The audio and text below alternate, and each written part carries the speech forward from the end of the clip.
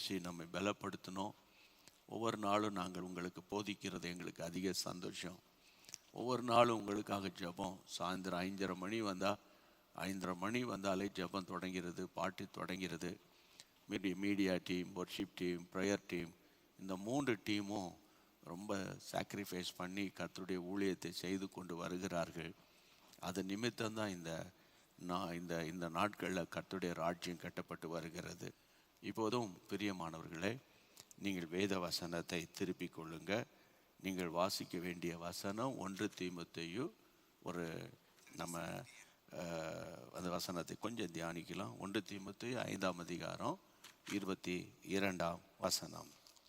ஒருவன் மேலும் சீக்கிரமாய் கைகளை வையாதே, மற்றவர்கள் செய்யும் பாவங்களுக்கும் உடன்படாதே, உன்னை சுத்தவானாக காத்துக்கொள். அந்த வசனத்தின் கடைசி பாகத்தை, உன்னை சுத்தவானாக காத்துக்கொள். கர்த்தருடைய கீப் யுவர் செல்ஃப் பியூர். அப்போது இந்த நாட்களில் இதை தான் நான் போன செகண்ட் சாட்டர்டேயில் குடும்பங்களுக்காக நான் பிரசங்கித்தேன். இன்னும் பிரசங்கிக்கிற அதில் அந்த சத்திய வசனத்தில் சொல்ல வேண்டிய சில காரியங்கள் உண்டு. அப்போது இது எதை குறிக்கிறது? காலங்களும் நாட்களும் மாதங்களும் வருஷங்களும் அப்படியே மாறி மாறி போக போக போக 2 காரியம். நம்முடைய அருமை இரட்சகருடைய வருகை மிக மிக மிக சமீபம். நம்முடைய தலைமுறையிலே இயேசு வந்துடுவார் என்று நம்ம விசுவாசிக்கிறோம். ஒவ்வொரு பரிசுத்தவான்களும் அப்படி தான் விசுவாசித்தார்கள். அப்போஸ்தலனாகிய பவுல்லாம் அப்படி தான் விசுவாசித்தார்கள். கர்த்தருடைய பிள்ளைகளை பைபிள் அப்படி வாசிக்கிறோம். அதனால் இந்த நாட்களில் இந்த வருஷம் தொடங்கினது, இந்த வருஷத்தை கர்த்தர் நமக்கு நன்மையாய் நமக்கு ஆசீர்வதித்து தருவார். இந்த வருடம் நமக்கு நன்மையும் கிருபையும் நம்மை தொடரும். ஆனால் நான் என்னை பொறுத்தவரையில் நம்ம எப்படி இருக்கணும், நம்ம எப்படி காத்துக்கொள்ளணும், அது ரொம்ப முக்கியம் இல்லவா? ஆண்டவர் நம்மை ஆசீர்வதிக்கிற வாக்குத்தத்தங்கள்லாம் நமக்கு கொடுத்துருக்காரு. என் கரத்தின் நிழலினால் உன்னை நான் மறைக்கிறேன் அப்படின்னு ஆண்டவர் நமக்கு வாக்குத்தத்தம் கொடுத்துருக்கிறார். ஏசாயா 51:16.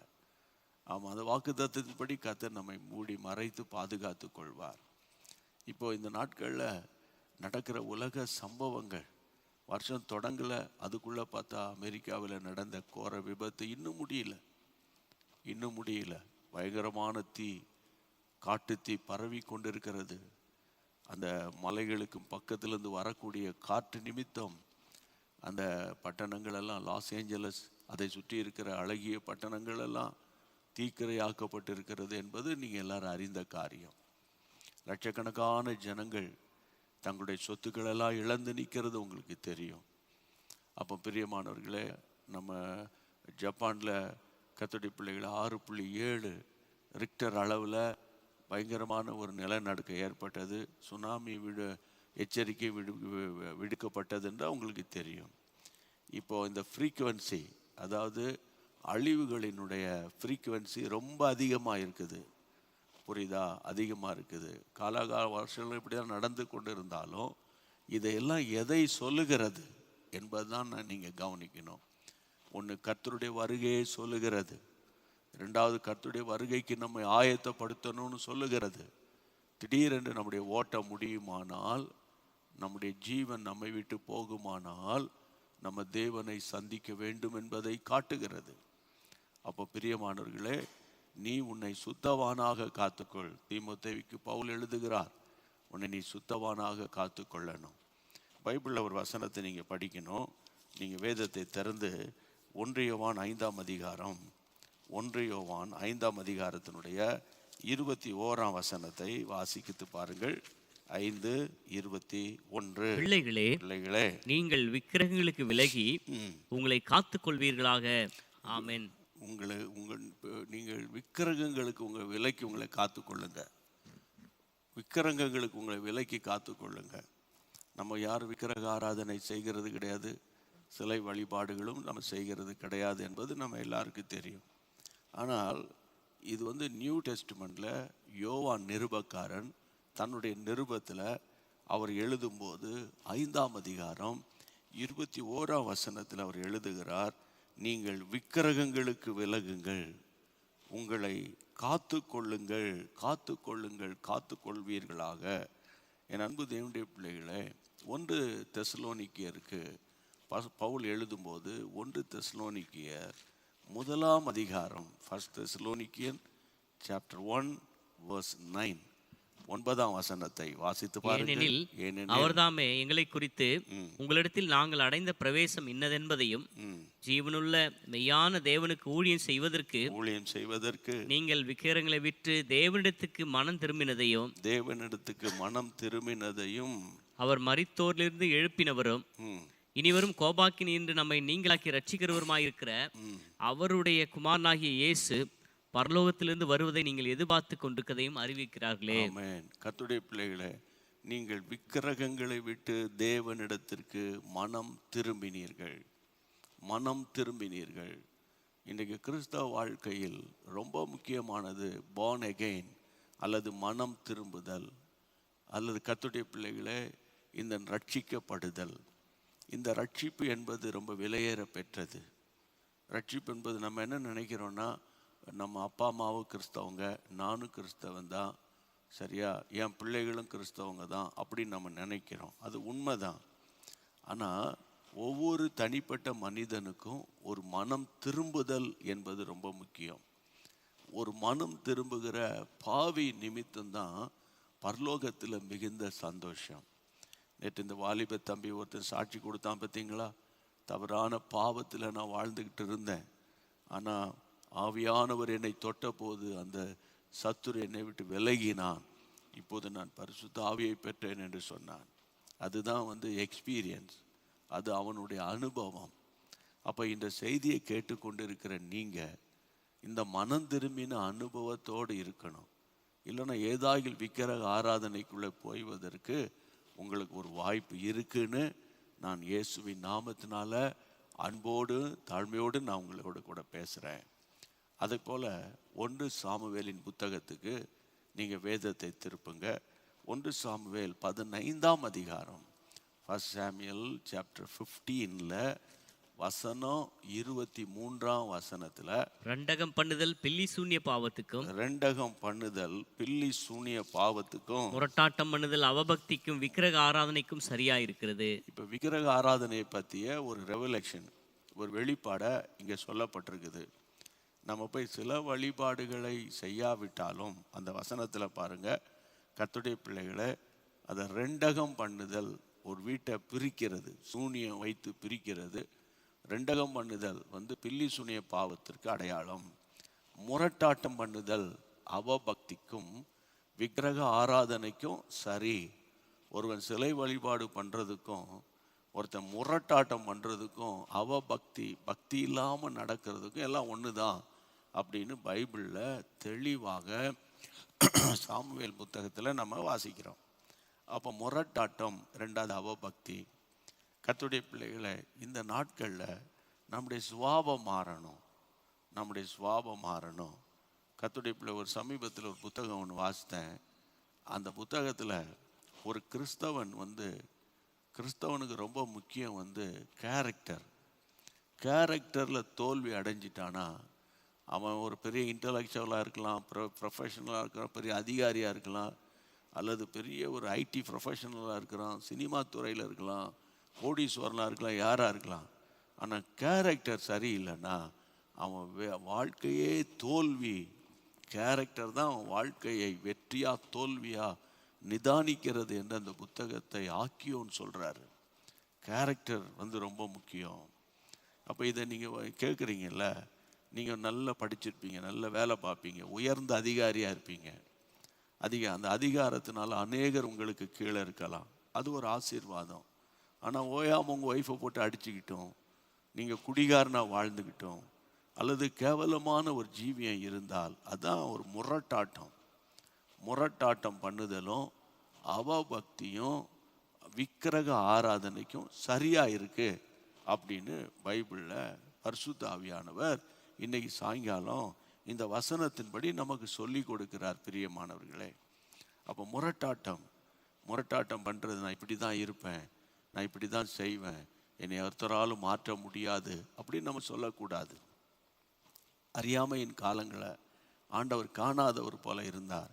இப்போ நம்ம ஒப்பு கொடுத்து ரட்சிக்கப்பட்டு கர்த்தருடைய பிள்ளையா மாறிட்ட பிறகு நம்ம வாழ்க்கையில் அந்த முரட்டு சுவாபம் வரக்கூடாது, பழைய ஜென்ம சுவாபம் வரக்கூடாது.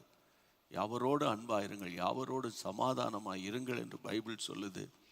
சமாதானம் பண்ணுகிறவன் பாக்கியவான்கள் என்று அவர்கள் தேவனை தரிசிப்பார்கள் என்று பைபிளில் படிக்கிறோம். அப்போ இந்த நாட்களில் வீடுகளுக்குள்ள, குடும்பங்களுக்குள்ள, கணவன் மனைவிக்குள்ள, பிள்ளைகள் பெற்றோருக்குள்ள, திருச்சபைக்குள்ள இன்றைக்கி நம்ம முரட்டாட்டம் இருக்கக்கூடாது. நிறைய சபைகளில் ஒரே எலெக்ஷனும் போலீஸாரும் சண்டையும் வாக்குவாதமும் முரட்டாட்டமான ஒரு காரியங்கள் நடக்குது. அப்போ இந்த நாட்களில் ஆண்டவரை நோக்கி, ஆண்டவரே என்னை சுத்தவானாக நான் காத்து கொள்ளணும்னா விக்கிரகங்களுக்கு விலகி ஓடணும், முரட்டாட்டத்துக்கு விலகி ஓடணும், அவபக்திக்கு விலகி நான் ஓடணும் என்று நம்ம ஒப்பு கொடுத்து தேவனை நோக்கி ஜெபம் பண்ணும்போது ஆண்டவர் நமக்கு கிருபை பாராட்டுகிறார் என்று ஆண்டவருடைய நாமத்தினால நான் உங்களுக்கு மிகுந்த அன்போடு கூட ஆலோசனை கொடுக்கிறேன். இன்றைக்கி சாயங்காலம் நீங்கள் எந்த சிச்சுவேஷனில் இருந்து கேட்டுக்கிட்டு இருக்கிறீங்க, சோஷியல் மீடியாவில் கேட்குறீங்களா, டிவியை பார்த்துட்டு இருக்கிறீங்களா, எனக்கு தெரியாது. ஆனால் ஆண்டவர் உங்களுக்கு சொல்லுகிற வார்த்தை, ஆண்டவரே நான் ஒரு விக்கிரக ஆராதனைக்காரனாக இருக்கக்கூடாது. விக்கிரக ஆராதனை இன்றைக்கி பயங்கரமான ஒரு ஆவி. இன்னொரு வசனத்தை எடுத்து காண்பிக்கிறேன் பாருங்க. எபேசியருக்கு எழுதின நிருபத்தில் 5ஆம் அதிகாரத்தில், எபேசியருக்கு எழுதின நிருபம் 5ஆம் அதிகாரத்தில் 5ஆம் வசனத்தை பாருங்கள். 5ஆம் வசனத்தை பாருங்கள். விபச்சாரக்காரனாவது, அசுத்தனாவது, விக்கிரக ஆராதனைக்காரனாகிய பொருளாசைக்காரனாவது தேவனுடைய ராஜ்யமாகி கிறிஸ்துவின் ராஜ்யத்திலே சுதந்திரம் அடைவதில்லை என்று அறிந்திருக்கிறீர்களே. கர்த்தருடைய ராஜ்யத்துக்கு போக முடியாது அப்படின்னு ஒரு பட்டியல் போடுறாரு. விபச்சாரக்காரன், அசுத்தன், விக்கிரக ஆராதனைக்காரனாகிய பொருளாசைக்காரன். விக்கிரக ஆராதனைக்காரனாகிய பொருளாசைக்காரன் என்றால் அதை மாற்றி சொன்னால், ஒருவனுக்கு பொருளாசை இருக்குமா இருந்தால் அது விக்கிரகம். அவனுக்கு விக்கிரகம். ஒரு வேலை பார்க்குறார், ஆண்டவருக்கு சம்பாத்தியத்தை கொடுக்கிறார், அந்த சம்பாத்தியத்தினால தனக்கும் தன் குடும்பத்துக்கும் ஒரு ஆசீர்வாதம் இருக்கிறது, கர்த்தர் கொடுக்குற ஆசீர்வாதம். பொருளாசை என்றால் என்ன? அண்ணன் தம்பி சொத்தை அபகரிக்கிறது, பிறருக்கு போக வேண்டிய பணத்தை திருடுறது, இல்லை கர்த்தருடைய பிள்ளைகளை எப்போ பார்த்தாலும் பணம் பணம் பணம் பணம் எப்படின்னு சொல்லி இந்த பண ஆசை தானே இன்னைக்கு பயங்கரமாக இன்றைக்கி நிறைய வீடுகளில் போராட்டங்களுக்கு காரணம். பொருளாசை எவ்வளோ இருந்தாலும் நிறைய பேருக்கு திருப்தி கிடையாது, திருப்தி இல்லாத ஒரு காரியங்கள். அப்போ இந்த நாட்களில் பரிசுத்த ஆவியானவர் நமக்கு சொல்லி கொடுக்குற சத்தியத்தை பார்த்தீங்களா? அதாவது அந்த எபேசியர் சபைக்கு 5ஆம் அதிகாரம் 5ஆம் வசனத்தில் பரலோக ராஜ்யத்தில் சுதந்திரம் அடைவதில்லை. யாரெல்லாம் பரலோக ராஜ்யத்துக்கு போக மாட்டாங்க? விபச்சாரக்காரன், அசுத்தன் மற்றும் விக்கிரக ஆராதனைக்காரன், பொருளாசைக்காரன். ஒரு நாள் ஒருத்தர் ஒரு வாலிபன் ஆண்டவர்கிட்ட கேட்டான், ஆண்டவரே பரலோக ராஜ்யத்தை நான் சுதந்திரத்துக்குள்ள என்ன செய்யணும்? இயேசு சொன்னார், நீ என்ன பண்ணு, போய் எல்லா வசனங்களை படி, கற்பனைகளுக்கெல்லாம் கை கொள்றியான்னு கேட்டார். அவன் டக்குன்னு சொன்னான், ஆண்டவரே நான் சிறு வயதிலிருந்து இந்த கற்பனைகளின்படியெல்லாம் நான் நடக்கிறேன் ஏசப்பா அப்படின்னு சொன்னான்.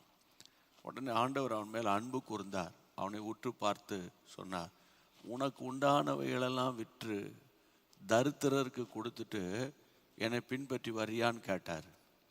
அதை சொன்ன உடனே அவன் சத்தங்காட்டாமல் மனம் அடிவாகி அவன் சோர்ந்து போயிட்டான் அப்படின்னு பைபிளில் படிக்கிறோம்.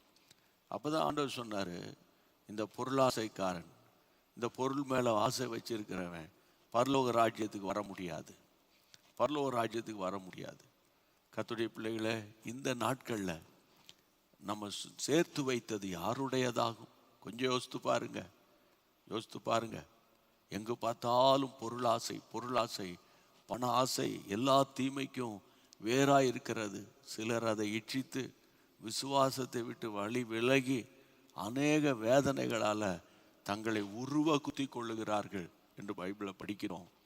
ஆனால் நீங்கள் சோர்ந்து போகாமல், ஆண்டவரை எனக்குரியதை நான் பற்றி கொண்டு எனக்கு வைத்திருக்கிற ஆசீர்வாதத்தை நான் சுதந்திரித்து கொள்ளுவேன் என்ற ஒரு நோக்கத்தோடு நீங்கள் ஜெபிச்சுட்டே வாங்க. ஆண்டவர் உங்கள் தேவையை சந்திப்பார். உங்களுக்கு வர வேண்டிய ஆசீர்வாதம் எல்லாம் ஆண்டவரை சார்ந்து இருந்தால் நிச்சயமாக உங்கள் பேரில் சீட்டு விழும் என்று கர்த்தருடைய நாமத்தினால நான் சொல்கிறேன். ஜெபம் பண்ணலாமா? எல்லாரும் இருக்கிற இடங்களில் கண்களை மூடி தலைகளை தாழ்த்தி ஆண்டவருடைய நாமத்தினால இன்றைக்கி நம்ம ஜெபிக்க போகிறோம். ஒருமனப்பட்டு ஜெபிக்க போகிறோம். ஆண்டவரே, விக்கிரகங்களுக்கு விலகி ஓடணும். உம்முடைய கைகளில் நான் ஒப்பு கொடுக்குறேன்ப்பா. உமக்கு ஸ்தோத்திரம் ஆண்டவரே, உமக்கு ஸ்தோத்திரம். இந்த ஜெபத்தை நீர் கேட்டு நீர் பதில் அளித்து இந்த நாட்களில் ஆண்டவர் பலத்த விதமாய் நீர் கிரியை செய்யணும். பொருளாசை வேண்டாம் ஆண்டவரே, முரட்டு ஸ்வாபம் எனக்கு வேண்டாம் ஆண்டவரே. அவபக்தி ஆண்டவர், நான் ஒரு பக்திமானா என்னை மாற்றுங்க ஆண்டவரே. அவபக்தி வேண்டாம் ஆண்டவரே. ஆண்டவர், பக்தி உள்ளவனை கர்த்தர் தமக்காக தெரிந்து கொள்ளுகிறீர் ஆண்டவரே. ஆண்டவர், ஒவ்வொரு நாளும் நான் ஜெபிக்கணும். எவ்வளோ பிஸியாக இருந்தாலும் பைபிளை படிக்கணும், உம்மை தேடணும், உம்மை சார்ந்து கொள்ளுகிற கிருபையை எனக்கு நீங்கள் தரணும் ஆண்டவரே. கர்த்தருடைய கைகளில் ஒப்பு கொடுத்து நான் ஜெபிக்கிறேன் ஆண்டவரே. கர்த்தர் இந்த ஜெபங்களெல்லாம் கேட்டு நீர் பதில் அளிக்கிறதற்காக கரந்தட்டி ஸ்தோத்தரித்து சேர்ந்து பாடுவோமா? ஆமென். உலகத்தின் பெருமை செல்வத்தின் பற்று எல்லாம் உதறிவிட்டேன். உலகத்தின் பெருமை செல்வத்தின் பற்று எல்லாம் உதறிவிட்டேன். உடற்பொருளாவி உடைமைகள் யாவும் ஒப்பு கொடுத்து விட்டேன். உடல் பொருளாவி உடைமைகள் யாவும் ஒப்பு கொடுத்து விட்டேன். ஆனவர் ஆலயம் எனக்குள்ளே இயேசு. ஆனவர் ஆலயம் எனக்குள்ளே இயேசு. என்ன நடந்தாலும் எவ்வேளையிலும் எப்போதும் துதித்திடுவேன். என்ன நடந்தாலும் எவ்வேளையிலும் எப்போதும் துதித்திடுவேன். இயேசுவின் பின்னால் நான் திரும்பி பார்க்க மாட்டேன். இயேசுவின் பின்னால் நான் திரும்பி பார்க்க மாட்டேன்.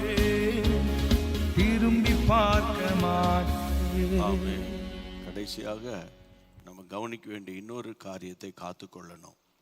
தேவனுடைய பிள்ளைகளை 2 தீமோத்தேயின் புத்தகம் 1 அதிகாரம் 2 Timothy chapter 1 verse 14, அதாவது 2 தீமோத்தேயு 1 அதிகாரம் 14 வசனம். உன்னிடத்தில் ஒப்புவிக்கப்பட்ட அந்த நற்பொருளை நமக்குள்ளே வாசம் பண்ணுகிற பரிசுத்த ஆவியினாலே காத்துக்கொள். நான் இன்றைக்கு உன்னை சுத்தவானாய் காத்துக்கொள் என்ற வசனத்தின் அடிப்படையில் விக்கிரகங்களுக்கு விலகி ஓடி உங்களை காத்துக்கொள்ளுங்க. இங்கே உன்னிடத்தில் ஒப்புவிக்கப்பட்ட அந்த நற்பொருளை அதை நமக்குள்ளே வாசம் பண்ணுகிற பரிசுத்த ஆவியினால தான் காத்துக்கொள்ள முடியும். அந்த நற்பொருள் என்ன?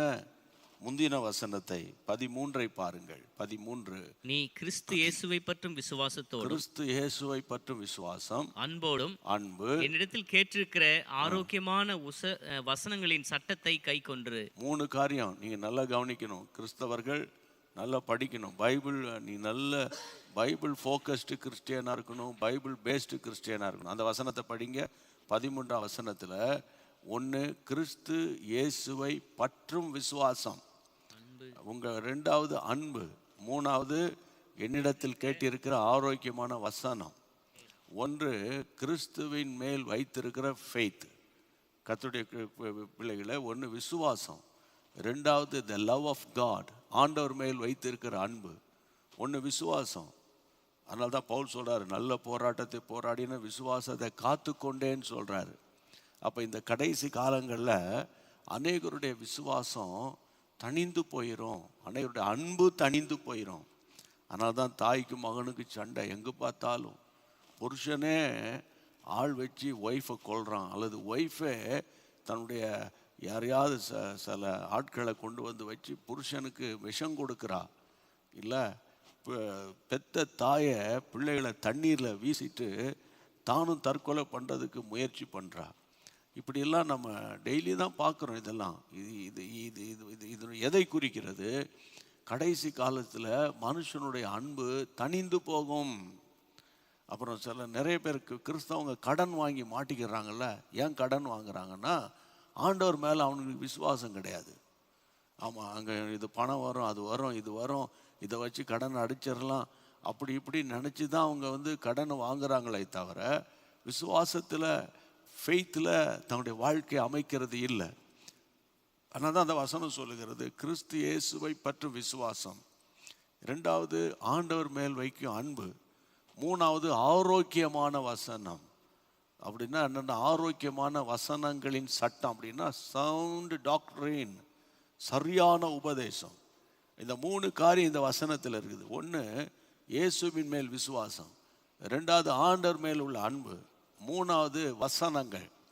இது 3ஐயும் ஒரு நற்பொருள். இந்த நற்பொருளை பரிசுத்த ஆவியின் அபிஷேகத்தினால காத்துக்கொள்ளணும். கடைசி காலத்தில் ரொம்ப போராட்டம் வரும். விசுவாசத்தில் நிற்க முடியாதபடி போராட்டம். எங்களுக்கு ரொம்ப ஊழியத்தில் போராட்டம் வரும். இப்போ ஒவ்வொரு மீட்டிங்ஸ் நடத்துகிறோமே, ஏன் நான் உங்ககிட்ட ஜெபிக்க சொல்கிறேன், கையை வைத்து ஸ்தோத்திரம் பண்ண சொல்கிறேன். அந்த ஸ்தோத்திரம் பண்ண பண்ண இந்த தேவைகளெல்லாம் கர்த்தர் சந்திப்பார். ஆலயங்களை கட்டணும், மிஷினரிகளை தாங்கணும், ஸ்தோத்திரம் பண்ண சொல்கிறேன். ஏன்? ஆண்டவருடைய நாமம் மகிமைப்படும்படி கர்த்தர் தேவையை சந்திப்பார். நம்முடைய விசுவாசம்தான் உலகத்தை ஜெயிக்கிற ஜெயம். அதனால் இந்த நாட்களில் நீங்கள் கர்த்தருடைய பிள்ளைகளை உங்களை காத்துக்கொள்ளணும். கிறிஸ்து இயேசு மேல் இருக்கிற விசுவாசம் எந்த சூழ்நிலையிலும் உங்களை விட்டு போகக்கூடாது. சில நேரத்தில் எதிர்ப்புகள் வேலை ஸ்தலத்தில் வரும், போராட்டங்கள் சரீரத்தில் வரும். ஆனாலும் என் மீட்பர் உயிரோடு இருக்கிறார், அவர் நடத்துவார். ஜெபம் பண்ணுவோமா? எல்லாரும் சேர்ந்து ஜெபம் பண்ணுவோம். இப்போது இந்த நாட்களில் கர்த்தர் உங்களுக்கு சொல்லி கொடுத்த அருமையான சத்தியம், அந்த கர்த்தருடைய உன்னை சுத்தவானாய் காத்துக்கொள், விக்கிரகங்களுக்கு விலகி ஓடி உன்னை காத்துக்கொள். அடுத்தது உனக்குள்ள இருக்கிற நற்பொருளை பரிசுத்த ஆவியானவரால் காத்துக்கொள். எவ்வளோ அழகான சத்தியத்தை கர்த்தர் சொல்லி கொடுத்தார். கைகளை வைத்து ஜெபம் பண்ணுங்க. ஆமென். சோர்ந்து போகாமல் ஜெபம் பண்ணுங்க. ஆண்டவரே எந்த சூழ்நிலையிலும் என் விசுவாசம் ஆண்டவர் உங்கள் மேலே தான் இருக்கணும்ப்பா. ஆண்டவரே சில நேரங்களில் கால சூழ்நிலைகளில் ஆண்டவர் சிச்சுவேஷன்ஸ் மாறலாம், ஆனால் கிருபை என்னை தாங்கணும், கிருபை என்னை தாங்கணும், கிருபை என்னை தாங்கணும், கிருபை என்னை தாங்கணும்ப்பா. உதவி செய்யுங்க ஆண்டவரே. இயேசுவின் நாமத்தினால என்னை நற்பொருளை பரிசுத்த ஆவியானவர் மூலமாக தான் காத்துக்கொள்ள முடியும். அப்படிப்பட்ட கிருபையை கர்த்தர் கொடுத்து எங்களை பலப்படுத்தி எங்களை தைரியப்படுத்தும்படி நாங்கள் உம்மை ஸ்தோத்திரம் பண்ணி ஜெபிக்கிறோம். அந்த மிஷினரிகளுக்காக ஜெபிக்க உதவி செய்தீர். மிஷினரிகளுக்கு பிள்ளைகளுக்காக ஜெபிக்க உதவி செய்தீர். ஆண்டவரே, மிஷினரிகளை இன்னும் தாங்குகிற மக்களை எழுப்பித்தாரும், ஆலயங்களை கட்டுவதற்கான மக்களை எழுப்பித்தாரும். ஆண்டவரே, ஜீசஸ் மீட்ஸ் பிரேயர் சென்டரில் நடக்கிற இந்த கூட்டங்களின் தேவைகளை சந்திக்கிற ஆட்களை எழுப்பித்தாரும். ஆண்டவருடைய ராஜ்யம் கட்டப்படட்டும். எல்லாரும் கைகளை உயர்த்தி இன்னைக்காக ஸ்தோத்திரம், ஸ்தோத்திரம், ஸ்தோத்திரம், ஸ்தோத்திரம். இயேசு கிறிஸ்துவின் நாமத்தில் ஜெபிக்கிறோம் பிதாவே. ஆமேன், ஆமேன். ஆண்டவருக்கு மகிமை உண்டாவதாக. நல்ல ஜெபிக்க கர்த்தர் உதவி செய்தார், நல்ல சத்தியத்தை போதிக்க உங்களுக்கு உதவி செய்தார். இன்றைக்கு இரவு கர்த்தர் உங்களுக்கு சமாதானம் உள்ள ஒரு நித்திரையை தருவார். உங்களுடைய கரம் கூட இருந்து ஆச்சரியமான காரியங்களை நடத்தும். இயேசுவின் நாமத்தில் ஜெபிக்கிறோம் எங்கள் பரிசுத்தமுள்ள நல்ல பிதாவே. ஆமேன், ஆமேன். ஹல்லேலூயா. சேர்ந்து பாடுவோமா? Thank you Jesus. எந்த சூழ்நிலையும் அவர் அன்பில் நின்று என்னை பிரிக்காது காத்துக் கொள்வார். எந்த சூழ்நிலையும் அவர் அன்பில் நின்று என்னை பிரிக்காது காத்துக் கொள்வார். என்னை நம்பியவர் அந்த பொறுப்பாளரை அவர் வரும் வரை காத்துக் கொள்வார். என்னை நம்பியவர் அந்த பொறுப்பாளரை அவர் வரும் வரை காத்துக் கொள்வார். ஆனந்தமே பரமானந்தம், இது மாபெரும் பாக்கியமே. ஆனந்தமே பரமானந்தமே, இது மாபெரும் பாக்கியமே. இந்த பாதளத்தின் சொந்தக்காரர் அவர், என் உள்ளத்தின் சொந்தமானார். இந்த பாதளத்தின் சொந்தக்காரர் அவர், என் உள்ளத்தின் சொந்தமானார். ஆண்டவருடைய மகா பெரிய கிருபை உங்களை தாங்கட்டும். தொடர்ந்து நாம் ஒருவருக்காக ஒருவர் ஒருவர் பாரத்தை ஒருவரோடு ஒருவர் இணைந்து ஜெபிப்போம். ஆண்டவருடைய நாமம் மகிமை. உங்களுடைய ஜெப குறிப்புகளை தொடர்ந்து அனுப்பி வைங்க. உங்களுடைய சாட்சிகளையும் எங்களுக்கு அனுப்பி வைங்க. நம்ம தொடர்ந்து ஆண்டவருடைய நாமத்தை மகிமைப்படுத்துவோம். அதாவது கடந்த நாட்களில் அது நீங்கள் நைட் ப்ரேயரில் கண்ட, பார்த்த, ருசித்த அந்த அனுபவங்களை ஓரிரு வரியில் எழுதி வாட்ஸ்அப்பில் அனுப்பிட்டீங்கன்னா நைட் ப்ரேயரில் வாசித்து ஆண்டவருடைய நாமத்தை நாம் மகிமைப்படுத்துவோம். Okay, thank you. God bless you.